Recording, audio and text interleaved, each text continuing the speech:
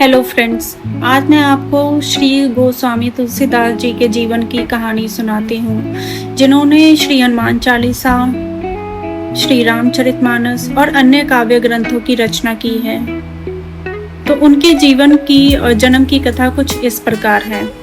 प्रयाग के पास चित्रकूट जिले में राजापुर नाम का एक ग्राम है। वहाँ आत्माराम नाम के एक प्रतिष्ठित सरयू पारिन ब्राह्मण रहते थे।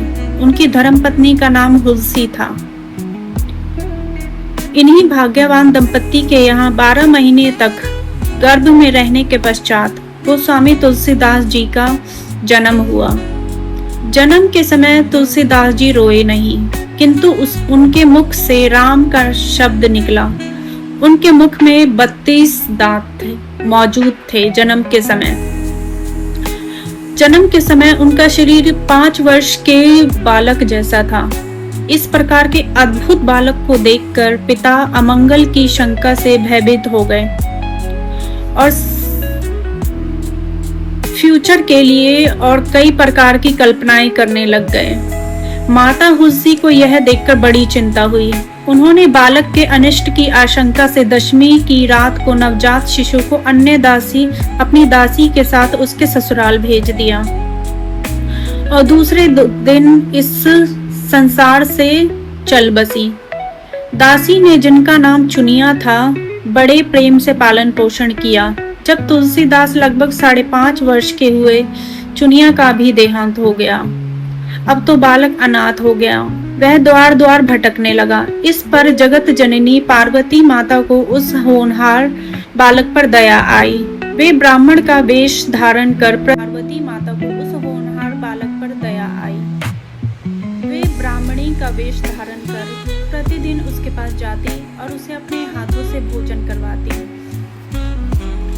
इधर भगवान शंकर जी की प्रेरणा से राम शैल पर रहने वाले श्री अनंत नाथ जी के प्रिय शिष्य श्री नर हरयानंद जी ने इस बालक को ढूंढ निकाला और उसका नाम राम बोला रखा। उसे वे अयोध्या ले गए। बिना सिखाए ही बालक राम बोला ने गायत्री मंत्र का उच्चारण किया, जिसे देखकर लोग चकित हो गए। इसके बाद नरहरि स्वामी ने वैष्णवों के 5 संस्कार करके राम बोला को राम मंत्र की दीक्षा दी और अयोध्या में ही रहकर उन्हें विद्या अध्ययन कराने लगे। बालक राम बोला की बुद्धि बड़ी प्रखर थी। एक बार गुरु मुख से जो सुन लेते थे, उन्हें वो कंठस्थ हो जाता था। वहां से कुछ दिन बाद गुरु शिष्य दोनों सोरे पहुंचे। वहां श्री नरहरि जी ने तुलसीदास को रामचरित सुनाया। कुछ दिन बाद वे काशी चले गए। काशी में शेष सनातन जी के पास रहकर तुलसीदास जी ने 15 वर्ष तक वेद का अध्ययन किया। इधर उनकी लोक वासना कुछ जागृत हो उठी और अपने विद्या गुरु से आज्ञा लेकर वे अपनी जन्मभूमि को लौट आए। वहां आकर उन्होंने देखा कि उनका परिवार सब नष्ट हो चुका है। उन्होंने विधि पूर्वक अपने पिता आदि का श्राद्ध किया और वहीं रहकर लोगों को भगवान की राम की कथा सुनाने लगे। संवत ज्येष्ठ शुक्ल गुरुवार को भारद्वाज गोत्र की एक सुंदरी कन्या के साथ उनका विवाह हुआ और वे सुखपूर्वक अपनी नवविवाहिता वधू के साथ रहने लगे। एक बार उनकी स्त्री भाई के साथ अपने मायके चली गई। पीछे पीछे तुलसीदास जी भी वहां जा पहुँचे। उनकी पत्नी ने इस पर उन्हें बहुत धिक्कारा और कहा कि मेरे इस हाड़ मांस के शरीर में जितनी तुम्हारी आसक्ति है, उससे आधी भी यदि भगवान में होती तो तुम्हारा बेड़ा पार हो गया होता। तुलसीदास जी को ये शब्द लग गए। वे एक क्षण भी नहीं रुके और तुरंत वहां से चल दिए। वहां से चलकर तुलसीदास जी प्रयाग आए। वहां उन्होंने गृहस्थ वेश का परित्याग कर साधु वेश ग्रहण किया। फिर तीर्थाटन करते हुए काशी पहुँचे। मानसरोवर के पास उन्हें काकभुशुंडी जी के दर्शन हुए। काशी में तुलसीदास जी राम कथा कहने लगे। वहाँ उन्हें एक दिन एक प्रेत मिला जिसने उन्हें हनुमान जी का पता बताया। हनुमान जी से मिलकर तुलसीदास जी ने उनसे श्री रघुनाथ जी का दर्शन कराने की प्रार्थना की।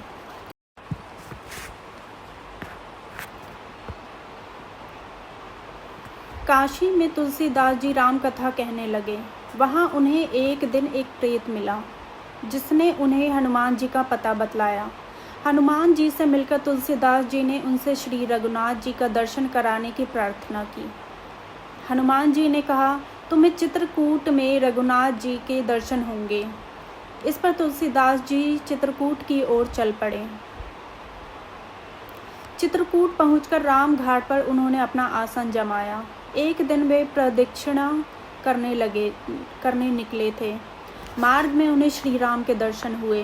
उन्होंने देखा कि दो बड़े ही सुंदर राजकुमार घोड़ों पर सवार होकर धनुष बाण लिए जा रहे हैं। तुलसीदास जी उन्हें देखकर मुग्ध हो गए, परंतु उन्हें पहचान न सके। पीछे से हनुमान जी ने आकर उन्हें सारा भेद बताया तो वे बड़े पश्चाताप करने लगे। हनुमान जी ने उन्हें सांत्वना दी और कहा, प्रातःकाल फिर दर्शन होंगे। मौनी अमावस्या बुधवार के दिन उनके सामने भगवान श्री राम पुनः प्रकट हुए। उन्होंने बालक रूप में तुलसीदास जी से कहा, बाबा हमें चंदन दो। हनुमान जी ने सोचा वे इस बार भी धोखा न खा जाए, इसीलिए उन्होंने तोते का रूप धारण करके यह दोहा कहा, चित्रकूट के घाट पर भई संतन की भीड़, तुलसीदास चंदन घिसे तिलक देत रघुबीर। तुलसीदास जी उस अद्भुत छवि को निहार कर शरीर की सुधि भूल गए। भगवान ने उनके हाथ से चंदन लेकर अपने तथा तुलसीदास के मस्तक पर लगाया और अंतर्धान हो गए। ये हनुमान जी की आज्ञा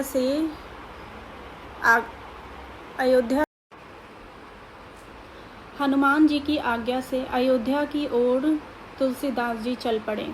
उन दिनों प्रयाग में माघ मेला था। वहाँ कुछ दिन वे ठहर गए। पर पर्व के 6 दिन बाद एक वट वृक्ष के नीचे उन्हें भारद्वाज और याज्ञवल्क्य मुनि के दर्शन हुए। वहाँ उस समय वही कथा हो रही थी जो उन्होंने सुकर क्षेत्र में अपने गुरु से सुनी थी। वहाँ से ये काशी चले गए और वहाँ प्रहलाद घाट पर एक ब्राह्मण के घर निवास किया। वहाँ उनके अंदर कवित्व शक्ति का स्फुरन हुआ और वे संस्कृत में पद्य रचना करने लगे। परंतु दिन में वे जितने पद्य रचते, रात्रि में वे सब लुप्त हो जाते। यह घटना रोज घटती। 8वें दिन तुलसीदास जी को स्वप्न हुआ। भगवान शंकर ने उन्हें आदेश दिया कि तुम अपनी भाषा में काव्य रचना करो। तुलसीदास जी की नींद उचट गई। वे उठकर बैठ गए। उस समय भगवान शिव और पार्वती उनके सामने प्रकट हुए। तुलसीदास जी ने उन्हें साक्षात साष्टांग प्रणाम किया। शिवजी ने कहा, तुम अयोध्या में जाकर रहो और हिंदी में काव्य रचना करो। मेरे आशीर्वाद से तुम्हारी कविता सामवेद के समान फलवती होगी। इतना कहकर श्री गौरी शंकर अंतर्ध्यान हो गए। तुलसीदास जी उनकी आज्ञा शिरोधार्य कर काशी से अयोध्या चले गए। उस साल रामनवमी के दिन प्राय वैसा ही योग्य था जैसा त्रेता युग में राम जन्म के दिन था। उस दिन प्रातःकाल श्री तुलसीदास जी ने श्री रामचरितमानस की रचना प्रारंभ की। 2 वर्ष 7 महीने 26 दिन में ग्रंथ की समाप्ति हुई। संवत मार्गशीर्ष शुक्ल पक्ष में राम विवाह के दिन 7 कांड पूर्ण हो गए। इसके बाद भगवान की आज्ञा से तुलसीदास जी काशी चले गए। वहाँ उन्होंने भगवान विश्वनाथ और माता अन्नपूर्णा को रामचरितमानस सुनाया। रात को पुस्तक श्री विश्वनाथ जी के मंदिर में रख दी गई। सवेरे सब पट खोला गया तो उस पर लिखा हुआ पाया गया, सत्यम शिवम सुंदरम, और नीचे भगवान शंकर की स्याही थी। उस समय उपस्थित लोगों ने सत्यम शिवम सुंदरम की आवाज़ भी कानों से सुनी। इधर पंडितों ने जब यह बात सुनी तो उनके मन में ईर्ष्या उत्पन्न हुई। वे दल बांधकर, वे ग्रुप बनाकर तुलसीदास जी की निंदा करने लगे और उस पुस्तक की भी नष्ट कर देने की प्रयत्न करने लगे। उन्होंने पुस्तक चुराने के लिए 2 चोर भेजे। चोरों ने जाकर देखा कि तुलसीदास जी की कुटी के आसपास 2 वीर धनुष बाण लिए पहरा दे रहे हैं। वे बड़े ही सुंदर, श्याम और गौर वर्ण के थे। उनके दर्शन से चोरों की बुद्धि शुद्ध हो गई।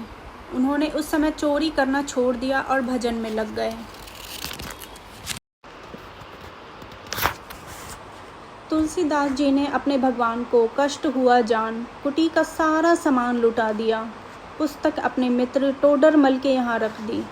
इसके बाद उन्होंने एक दूसरी प्रति लिखी। उसी के आधार पर दूसरी प्रतिलिपियाँ तैयार की जाने लगी। पुस्तक का प्रचार दिनों दिन बढ़ने लगा। इधर पंडितों ने कोई और उपाय न देख श्री मधुसूदन सरस्वती जी को उस पुस्तक के देखने की प्रेरणा की।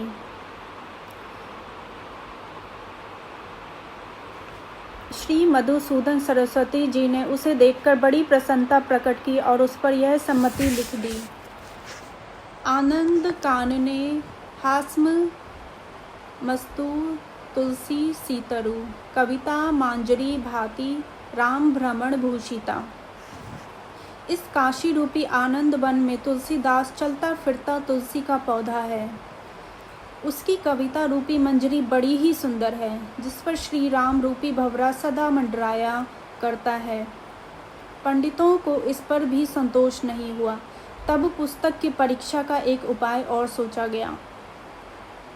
भगवान विश्वनाथ के सामने सबसे ऊपर वेद, उनके नीचे शास्त्र, शास्त्रों के नीचे पुराण और सबसे नीचे रामचरितमानस रख दिया गया। मंदिर बंद कर दिया गया।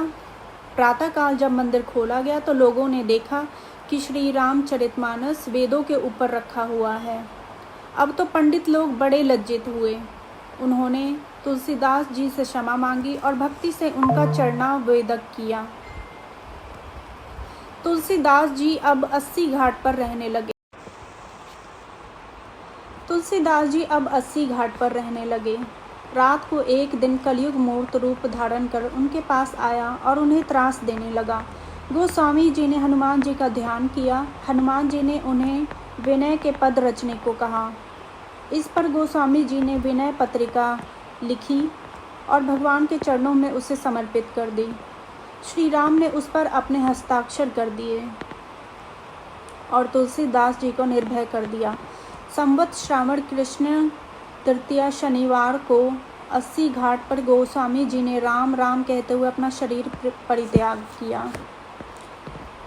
तो फ्रेंड्स, ये थी गोस्वामी तुलसीदास जी की जीवनी।